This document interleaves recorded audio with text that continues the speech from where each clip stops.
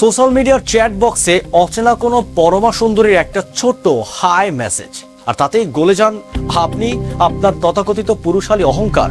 কয়েকদিনের পাত্তা না দেওয়া ভাব ফুটিয়ে একটি মিষ্টি মিষ্টি চ্যাট, একটু কেয়ারিং রোমান্টিক টোন, বাস আপনি ধরেই নিলেন এই নিষ্ঠুর পৃথিবীতে আপনার একাকী জীবনকে রঙিন করতেই বুঝি কোনো এক পরী নেমে এসেছে। কিন্তু আপনি কি জানেন যে প্রোফাইলটিতে আপনি আপনার স্বপ্নের রানী ভাবছেন, সে আসলে রক্ত পিপাসু এক ডিজিটাল কসাইখানা। আপনার নাম, আপনার ব্যাংক ব্যালেন্স আর আপনার মান সম্মানকে এক নিমেষে জবাই করার জন্য নিখুঁতভাবে পাতা এক কিলার মেশিন, যাকে আপনি জীবনের সবচেয়ে রোমান্টিক ডেট ভেবে বুকে ফুলিয়ে দেখা করতে যাচ্ছেন, কয়েক ঘন্টার ব্যবধানে সেটাই বদলে যাচ্ছে অস্ত্রের মুখে বিবস্ত্রকরণ। ঘরের এয়ার ভেন্টিলেটর, লুকানো ক্যামেরায় আপনার গোপন দৃশ্যের রেকর্ডিং, অমানসিক নির্যাতন আর কোটি টাকার সর্বশান্ত হওয়ার এক বিভীষিকাময় দুঃস্বপ্নে। আজকে কোনো সাধারণ চটকদার গল্প নয়, আজ আমরা খুলব সেই বিষাক্ত পর্দা যার পেছনে লুকিয়ে আছে হাজারো পুরুষের নীরব কান্নার ইতিহাস। অনুরোধ থাকবে ভিডিওটি এখন 1 সেকেন্ডের জন্য স্কিপ করবেন না, কারণ আজকের এই ইনভেস্টিগেশন আপনাকে ইতিহাস, আপনার পরিবারকে, আপনার কোনো প্রিয়জনকে এবং নিঃস্ব আত্মহত্যা আর আর্থিক ধ্বংসের হাত থেকে বাঁচানোর জন্য এক হলেও নিজের বিবেককে নাড়িয়ে তুলতে বাধ্য। চলুন প্রথমে আমাদের ওপারের দেশ ভারতের সেই আলোড়ন সৃষ্টিকারী যাদব সিস্টার্স গ্যাংয়ের ঘটনাটি জেনে আসি, যা পুরো ক্রাইম ওয়ার্ল্ডের ব্লুপ্রিন্ট পাল্টে দিয়েছিল। ভারতে ধরা পড়েছিল প্রিয়াঙ্কা যাদব, নিধি যাদব এবং রিয়া যাদব, যাদেরকে বলা হতো যাদব সিস্টার্স। এদের কাজ কি ছিল? সোশ্যাল মিডিয়া এবং বিভিন্ন মেসেজিং অ্যাপে এরা একটা তথাকথিত বিলাসবহুল ফ্রেন্ডশিপ কার্ড চালাতো। তাদের টার্গেট ছিল এই ক্লাবে স্পষ্ট বিত্তশালী মধ্যবয়সী পুরুষ যাদের পকেটে কাঁচা টাকা আছে বা রোমাঞ্চের মারাত্মক লোভ রয়েছে। মেয়েদের সারায় অন্ধ হয়ে যাওয়া তো পুরুষদের নিরন্তর দুর্বলতা। এই 3 বোন সেই দুর্বলতাকেই অস্ত্র বানায়।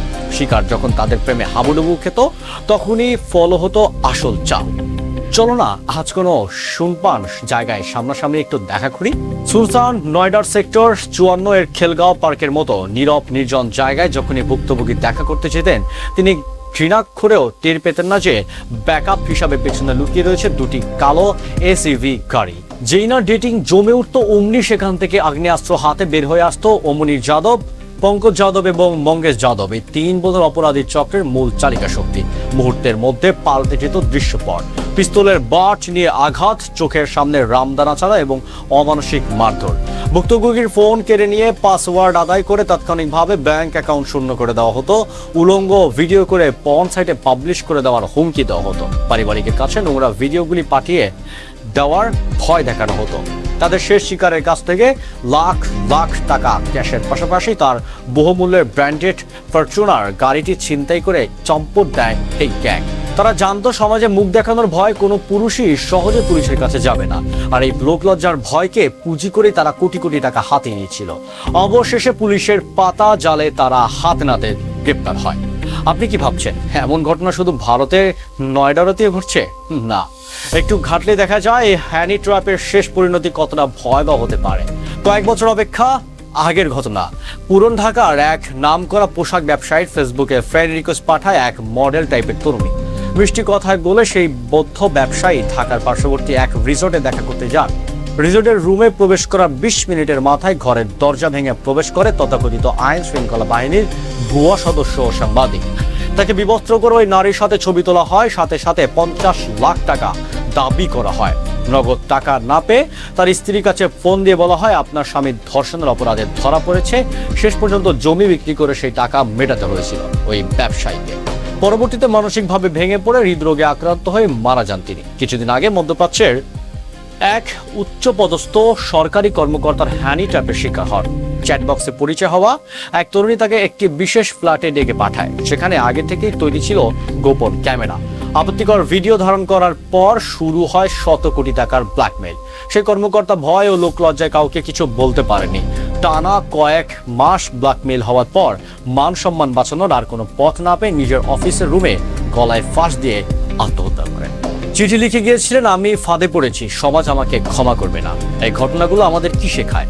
হানি ট্র্যাপে শুধু পকেটের টাকাই যায় না, একই সাথে সাথে সম্মান যায়, পরিবার ও শেষ পরিণতি হিসাবে নেমে আসে অবকাল, মৃত্যু ও আত্মহত্যা। এবার আসুন আমাদের বাংলাদেশের বর্তমান বাস্তবতার দিকে চোখ ফিরছে। ঢাকার উত্তরা, ধানমন্ডি, গুলশান, এমনকি চট্টগ্রাম, সিলেট ও কক্সবাজারের পর্যটন এলাকাগুলোতে প্রতিদিন এই জাতীয় শত শত অপরাধমূলক গ্যাং তাদের জাল বুনে চলেছে। আমাদের বাঙালিদের স্বভাব তো জানাই আছে, মনটা খুব কোমল, একটু আবেগী। অচেনা কোনো সুন্দরী রমণী সামাজিক যোগাযোগ মাধ্যমে মেসেজ দিলে রিপ্লাই না দিয়ে আমরা থাকতেই পারি না। আর ঠিক এই দুর্বলতাকেই পুঁজি করে অপরাধী তাদের নিখুঁত 3 স্টেপ প্ল্যান সাজায়। সোশ্যাল মিডিয়ার চ্যাটবক্স থেকে শুরু করা গড়ায় হোয়াটসঅ্যাপে শিকার যখন পুরোপুরি নিয়ন্ত্রণে চলে আসে, তখন তাকে নিয়ে যাওয়া হয় কোনো নামি দামি 3 স্টার বা 4 স্টার হোটেলে, অভিজাত রেস্টুরেন্ট কিংবা ঢাকার অদূর অবস্থিত কোনো বিলাসবহুল প্রাইভেট রিসর্টে। বক্তব্য মনে করেন তিনি কোনো হাই সোসাইটির মেয়ের সাথে এলিট ক্লাসে ডেটিং করছেন, কিন্তু মূল খেলাটা খেলা হয় সেই বিলাসবহুল হোটেলের বদ্ধ ঘরের ভেতরে। আপনি যখন নারীর সাথে একান্ত মুহূর্তে মজে আছেন, তখনই খুনাক্ষরেও টের পাবেন না যে ঘরের এয়ার ভেন্টিলেটর, ঘড়ি বা টিভির ফ্রেমে বসানো রয়েছে অতি সূক্ষ্ম হিডেন ক্যামেরা। অত্যন্ত সুকৌশলে আপনার সে একান্ত ব্যক্তিগত মুহূর্তের প্রতিটি ফ্রেম এইচডি কোয়ালিটিতে রেকর্ড করে নেওয়া হয়। ভিডিও রেকর্ড হওয়া শেষ, অমনি ঘরের রূপ পাল্টে যায়। বাইরে থেকে সজোরে ধাক্কা দিয়ে ভেতরে ঢোকে গ্যাংয়ের ক্যাডা, ভুয়া সাংবাদিক কিংবা ভুয়া ডিবি পুলিশ। শুরু হয় অমানসিক শারীরিক নির্যাতন। মুহূর্তের মধ্যে বিকাশ, নগদ, রকেট অ্যাকাউন্ট খালি করা হয়, মোবাইল ব্যাংকিং পাসওয়ার্ড কেড়ে নিয়ে যা আছে সব ট্রান্সফার করে দেওয়া হয়। আর তারপর শুরু হয় আসল নরক। টাকা না দিলে ভিডিও তোর স্ত্রী বাবার ফেসবুকে ছেড়ে দেব। আমাদের দেশের পুরুষরা লোকলজ্জা, পরিবারের সামনে মুখ দেখানোর ভয়, এই সামাজিক অপমানের আতঙ্কে নীরবে রক্তক্ষরণ সহ্য করেন। পকেটের শেষ সম্বলটুকু তুলে দেন এই কসাইদের হাতে। আজ এই সমাজের উদ্দেশ্যে বলতে চাই, ভাইজান, স্মার্টফোন আর সোশ্যাল মিডিয়া আমাদের জীবনকে সহজ করছে ঠিকই, কিন্তু একটু অসাবধানতা আর অনিয়ন্ত্রিত আবেগ আপনার সারা জীবনের অর্জিত মান, সম্মান, কষ্টার্জিত অর্থ আর পরিবারকে এক নিমেষে ছাই করে দিতে পারে।